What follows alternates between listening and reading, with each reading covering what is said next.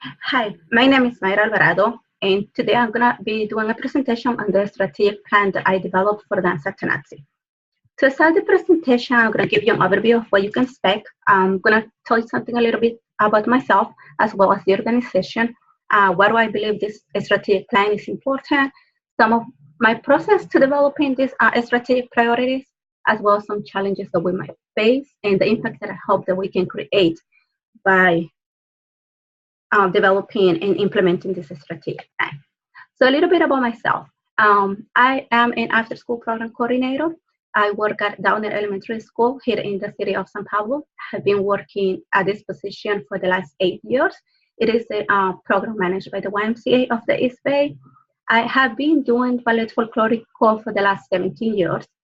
So I am very involved in Danza Tonatsi, which is the dance group that I participate in. It just gives me an opportunity to show my passion for dancing as well as working with young people. So Danza Tonatsi is an organization, a dance group here in the cities of Richmond and San Pablo. We were founded in 2011. There were about 8 of us who had just graduated from Richmond High School, and we were involved in a dance group at Richmond High School. And after high school, we realized there was nothing for us to do here in our community. So we decided to create a dance group. And it was only 8 of us. And after our first performances, we had people coming up to us and asking how they could join the group. So our mission is to provide safe space for children, young people, and adults where they can foster their faith, promote and educate others about our Latino culture through dance.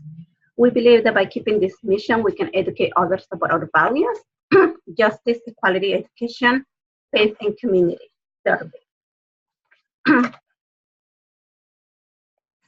So what do I think that we need this strategic plan? So the organization has been in existence now for almost 16 years. Again, when we started, it was about 11 of us. Currently, we have 65 members from age 3 to adult, of 40 years and older.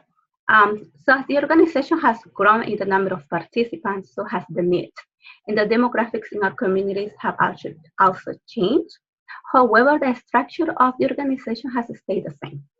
Currently, it's just the director and myself who are responsible for making all the decisions for the group, as well as doing all the tasks necessary, custom designs, choreography, rehearsals, performances, and everything that is involved.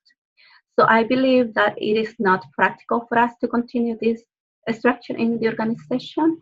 So the vision for this strategic plan is to create an infrastructure for the organization that will meet the needs of all our members, and that it will allow for the organization to keep growing and continue its existence in the long term. So I started the process of identifying some strategies, but doing a SWOT analysis. I am the assistant director, and I am in charge of a lot of the tasks necessary for the functioning of the group. I am responsible for communication with parents and members about dance rehearsals and performances. I'm also responsible for custom designs and accessories. I also teach some of the younger groups. So I believe I'm in a good position to do a SWOT analysis on my own. I think that a SWOT analysis forces an organization to really think about what our strengths are and what areas we need to be working on. However, it's not enough data. So what I decided to do is I also interviewed 2 more people in the organization. I interviewed my friend who is the director of the group, and as well as the person who helps us and assists us with audio and music during our performances. And I asked them, what do they think our strengths and weaknesses are?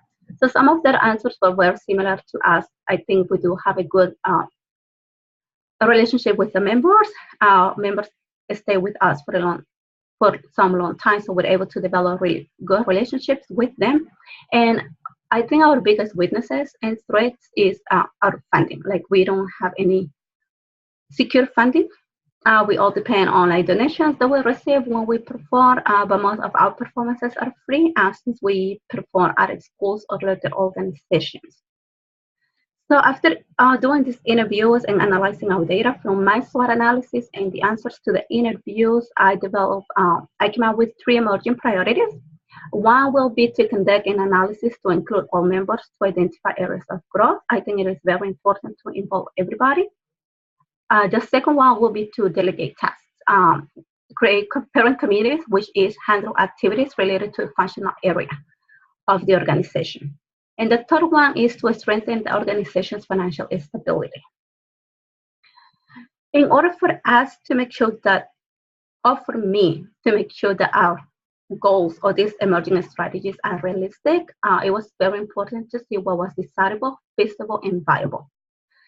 So currently the needs and wants of the organization are just what are assumed by the leadership team, which is the director and myself, the assistant director.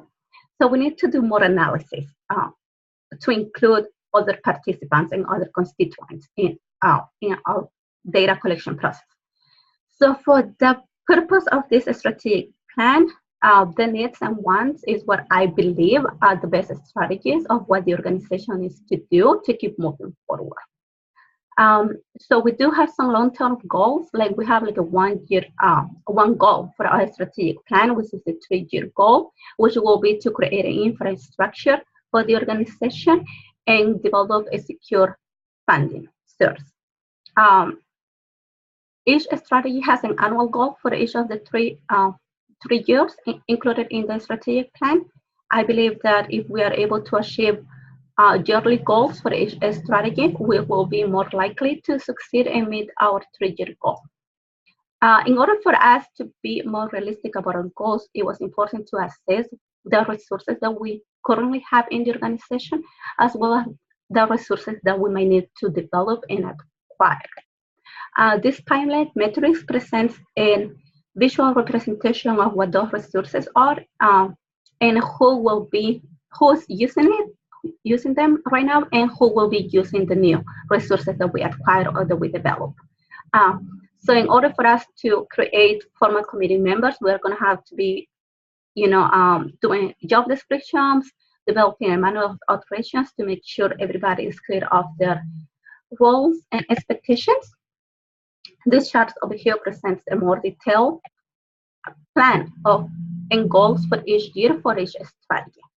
So for strategy number 1, we want to conduct an analysis to include members. So our goal is to include, to increase participants' involvement and commitment throughout the 3 years.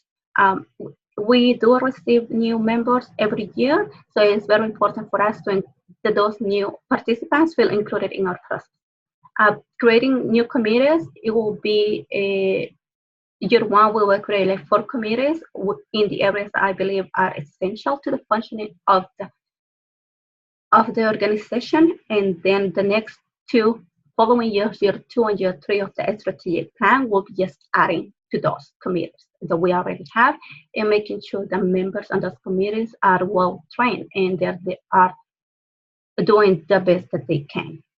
And the third one is, strengthen the organization's financial stability. The first year, we want to establish maybe like 2 main fundraising events, like same as the prior strategy. Year 2 and year 3, we are just going to continue building on what we already have on year 1 and year to continue the work of the organization. I do understand there might be some challenges because this type of infrastructure in the organization will be something new. At the beginning, we did have some members that were responsible for doing some tasks. However, some of them did not follow through. But I believe that by having clear roles and expectations and a selection of committee members, that will resolve the issue of making sure everybody is accountable for doing what they're supposed to be doing. Another challenge will be that some people might think that some committees are favoring one group over another. We do have different groups within the organization based on the dance skill level for like new participants and more advanced level. But all the decisions made by the committees must be approved by the leadership team before they can be put into action. And also all committees will be, all groups will have one representative on each of the committees. I think this will lessen any conflicts that might exist between parents. Another challenge will be in existence almost 16 years, and we have never charged a participation fee. So I know that some members will probably be reluctant to paying a participation fee as one of our fundraising efforts, and some members might even decide to leave the organization. However, I think that those members who believe in our work and value our mission will stay in the organization. Also, engaging parents to participate in workshops might be something new to them because that is not really what they came to the organization for. There's just be like an added component to them. But I think that by persuading them that these life skills will help them become better, will help them support their kids better, they will be more willing to participate in these workshops. How will we measure our success in these strategies? So every year we hope that by collecting data processes, maybe members will indicate that their sense of belonging and participation has increased. Every year we hope that participants will identify more areas of strength and less areas of need every year. Also, we hope that yearly goals will be met. The leadership team will report that there are no conflicts among committee members or between committees. We will use surveys to evaluate the effectiveness and relevance of the trainings, as well as just by observing the performance of each committee members, we will be able to assess the effectiveness of job descriptions and the manner of operation. What we have to accomplish by implementing this strategic plan. My goal is to, again, our bigger vision is to develop an infrastructure to help the organization continue its existence. But we need to make sure that the infrastructure is relevant to its status, is adaptable for the changing needs, and is desired to its continued existence. So the infrastructure will have a leadership team, several committees, and all fundings acquired will be used just for costumes and supplies, equipment needed for the organization. The main goal for us is to make sure that the skills that the members are learning with us will help them to become leaders in the future. Like each priority in this strategic plan focuses on one area that will increase the likelihood that participants will acquire the necessary skill to continue the organization's mission within the organization or other organizations that have similar visions. So we hope that we are teaching participants skills that they will be able to use later in life to help our communities, even if they do decide to leave the organization, but they can put these skills in use in other organizations that have a similar vision as us, that is to develop and empower young people to become the future leaders of tomorrow. This is all for my presentation. Thank you.